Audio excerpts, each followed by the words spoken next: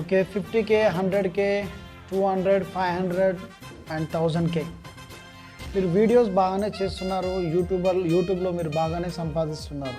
Okay, no problem.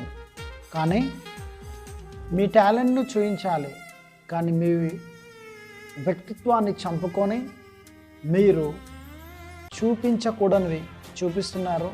At the same time మీరు తప్పిపోతున్నారు. ఎందుకంటే మీరు మీ సొత్తు కారు. మీ కొరకు యేసు ప్రభు కల్వరి శిలువలో రక్తం కార్చున్నాడు, ఆయన ప్రాణం పెట్టున్నాడు. సో దయచేసి ప్రభువును సొంత రక్షకునిగా అంగీకరించండి. Praise lord.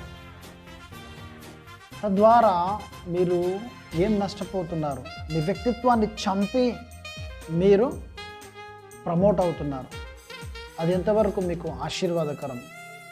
సెల్ఫ్ సాటిస్ఫాక్షన్ ఉందా మీకు?